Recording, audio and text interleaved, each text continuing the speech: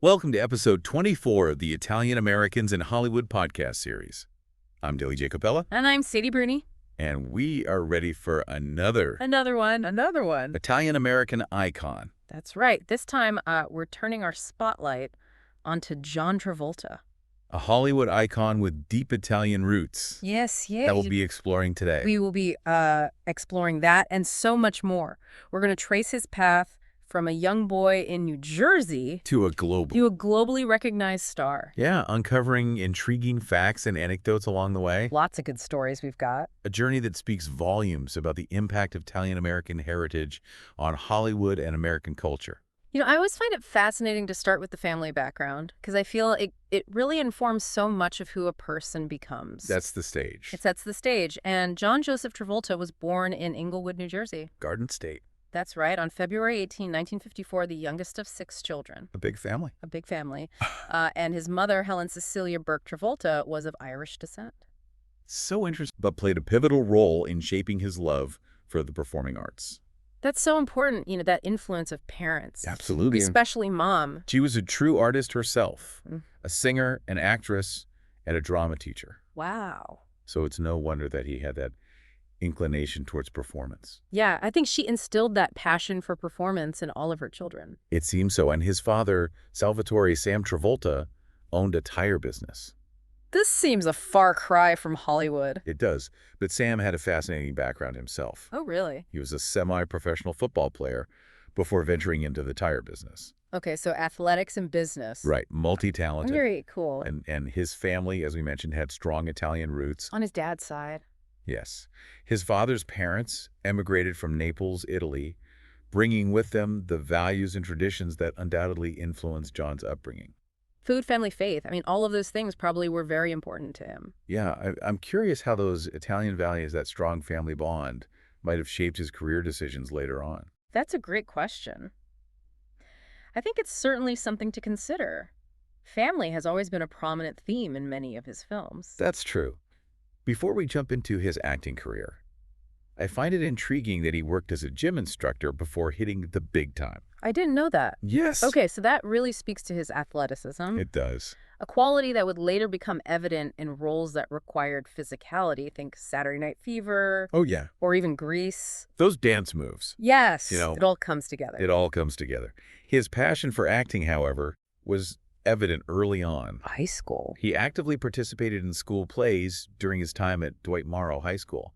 He was serious about honing his craft. Dedicated. And pursued formal training at the prestigious American Musical and Dramatic Academy in New York City. I mean, that is the place to go. That's the place to go. If you want to be on Broadway. That's it. And that's where he perfected his singing and dancing skills, preparing him for his breakthrough role, which, well, we'll get there.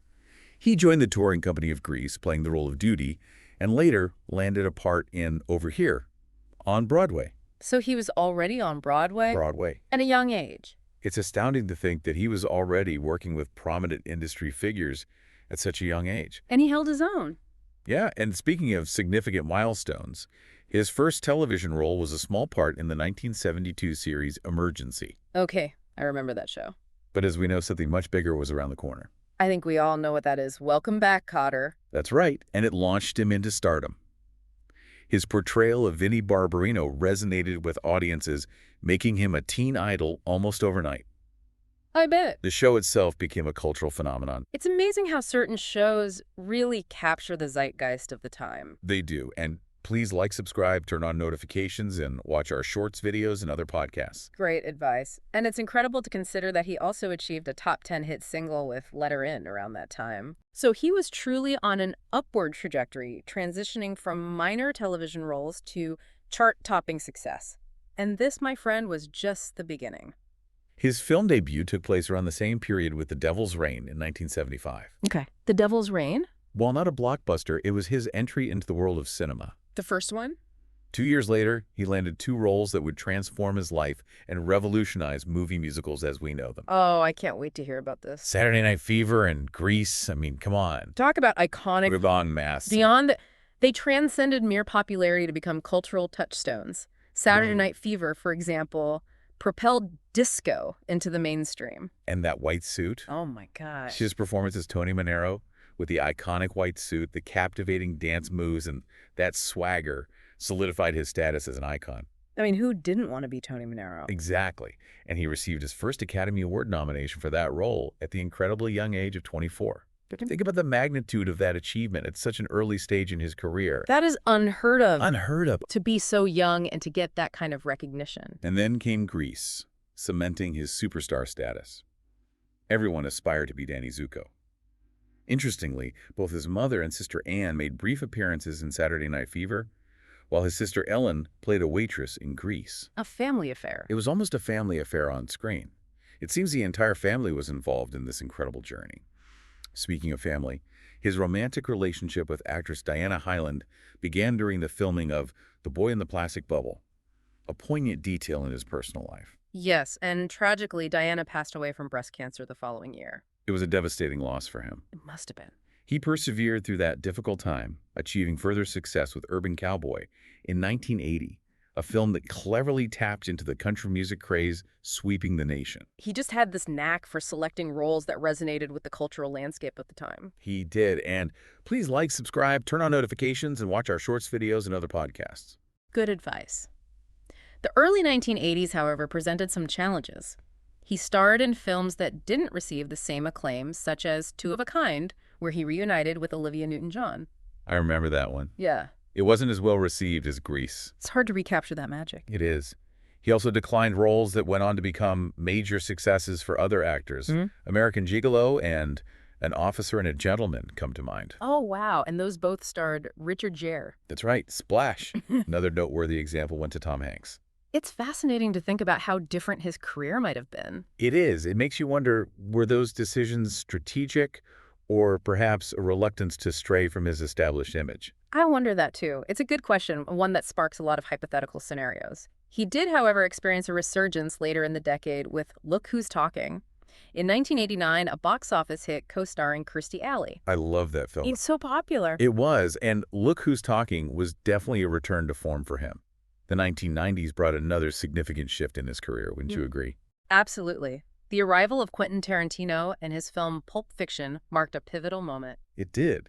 His portrayal of Vincent Vega was a departure from his previous roles. Yeah. It was a grittier, more complex character. Yeah. A hitman with a darkly humorous edge. Very different. Very different. And this role earned him his second Oscar nomination. He did. And in my opinion, truly showcased his versatility as an actor. He proved he was capable of handling more than just the charming leading man persona. That's right. This was not the Travolta we had come to expect. He embraced a darker, more nuanced character in Tarantino's stylized cinematic world. Yeah, and he did it brilliantly. Tarantino's signature nonlinear storytelling, jumping between different points in time, requires actors to convey a great deal within shorter scenes. How do you think that style impacted Travolta's performance? Please like, subscribe, turn on notifications, and watch our shorts, videos, and other podcasts. It must have, I think it certainly demanded a different approach. Yeah. A heightened awareness of how each scene contributed to the overall narrative puzzle. And he didn't just ride the wave of Pulp Fiction success. He kept pushing forward with a string of fantastic films. Get Shorty, Broken Arrow, Phenomenon, Michael, Face Off, and A Civil Action, to name just a few. Yeah, he collaborated with incredible directors. Incredible directors. And consistently took on roles that challenge him, expanding his range. That's what I love. Yeah. I mean, to not just, rest on your laurels. Right. To keep pushing the boundaries. And there's one project, though, that stands out as particularly personal for him, even if it didn't quite achieve the success he envisioned. You're talking about Battlefield Earth. That's it. The film adaptation of L. Ron Hubbard's novel. A passion project, no doubt. Oh, definitely. But it faced harsh criticism upon release. It did not do well, critically, to put it mildly. Yes. But even in the face of setbacks, he continued to work, demonstrating a resilience that's admirable. That's the sign of a true artist. Absolutely. I mean, you're going to have your ups and your downs. Right. But to keep going and not let it, completely derail you. To stay true to your vision. Exactly. The early 2000s saw him explore diverse genres, from action thrillers, swordfish, to family comedies, old dogs, and even lending his voice to a Disney animated film. Oh, that's sweet. It was very sweet. He voiced the titular character Bolt in that heartwarming film. It was very heartwarming.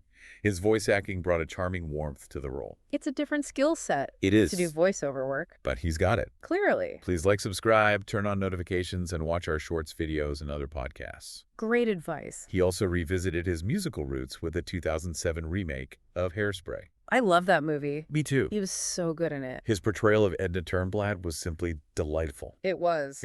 He brought that same energy and charisma to Hairspray that he had in his earlier musical roles, proving his enduring talent in that genre. Now let's shift our focus to a lesser-known aspect of John Travolta, his deep passion for aviation. Okay, I'm intrigued. He's not just an enthusiast, he's a licensed pilot, Wow. capable of flying a Boeing 707. That's serious. That is serious. That level of expertise goes way beyond casual interest. Way beyond. He owns multiple aircraft, including an ex-Qantas Boeing 707-138B, and even served as a goodwill ambassador for the airline. So he's not just flying for pleasure, he's actually using his skills to make a difference. He is, and his dedication to aviation is extraordinary. He holds certifications to fly a Gulfstream, a Learjet, and a Challenger, demonstrating a commitment to mastering various aircraft. That's amazing. It's almost a fleet at this point. Mm-hmm. I read that his estate in Ocala, Florida, features its own runway. Like a personal airport? Like a personal airport. Yeah. His property is actually part of Jumbalair Airport with a taxiway leading directly to his home. He even has specialized outbuildings to house and protect his planes. That's incredible. A dream setup for an aviation enthusiast. For sure. Amidst this success and adventurous spirit, his personal life has been marked by both immense joy and profound sorrow. His marriage to Kelly Preston spanned nearly 3 decades, and they had 3 children together. Yeah, a beautiful family. They did, but their eldest son, Jet, tragically passed away in 2009 at the young age of 16. So sad. It was a heartbreaking loss for the family. Jet had a history of seizures, and he sadly passed away during a family vacation in the Bahamas. Just awful. It serves as a poignant reminder that even those who appear to have it all can face unimaginable hardships. That's so true. And in 2020, they faced another tragedy, losing Kelly Preston to breast cancer. Such a difficult time for him. And the strength and resilience they displayed in the face of such profound loss is truly remarkable. It is. You have to admire that. You do. He remains a devoted father to his 2 remaining children, Ella Blue and Benjamin. So Ella Blue is now in her early 20s. She is. And is following in her father's footsteps. She's pursuing an acting career. We see that Travolta talent shining through. She's even had the opportunity to star alongside her father in several films. It's wonderful to see her pursuing her passion. I love that. And his youngest son, Benjamin, born in 2010, just a year after Jet's passing, brings a sense of hope and new beginnings to the family. New life. Yeah, and children possess an incredible ability to remind us of the beauty and resilience of life. They do. Please like, subscribe, turn on notifications, and watch our shorts, videos, and other podcasts. Great advice. As we delve deeper into John Travolta's life and career, it becomes evident that he's far more than a Hollywood icon. He is. He's a gifted actor, a skilled pilot, a dedicated father, and someone who has navigated extraordinary challenges with grace and fortitude. And his story embodies the power of pursuing one's passions, embracing heritage, and leveraging one's platform for positive change.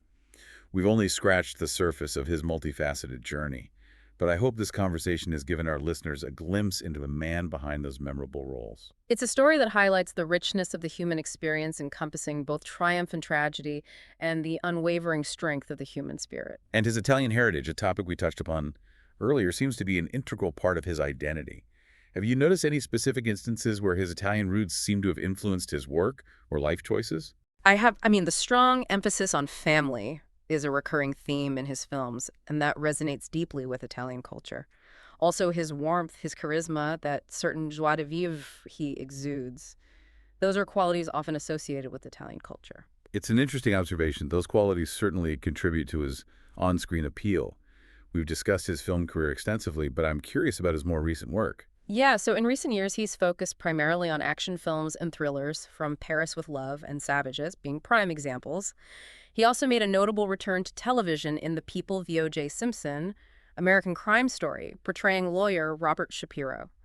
This performance earned him an Emmy nomination, showcasing his continuing talent. That's right, and his last major film appearance was in The Fanatic in 2019. It seems he's chosen to be more selective with his roles in recent years. Perhaps it could be a deliberate choice to focus on projects that resonate deeply with him, allowing him to explore new facets of his craft. Please subscribe, turn on notifications, and watch our shorts, videos, and other podcasts. As we wrap up our exploration of John Travolta's life and career, it's clear he's more than just a Hollywood icon. He's a talented actor, a skilled pilot, a dedicated father, and someone who has faced life's challenges head-on. His story is a testament to the importance of embracing one's heritage, pursuing passions with unwavering determination, and utilizing one's platform to create a positive impact. It has been a fascinating glimpse into the world of Hollywood and the enduring legacy of Italian Americans in shaping American cinema. There are countless stories waiting to be discovered within that rich tapestry.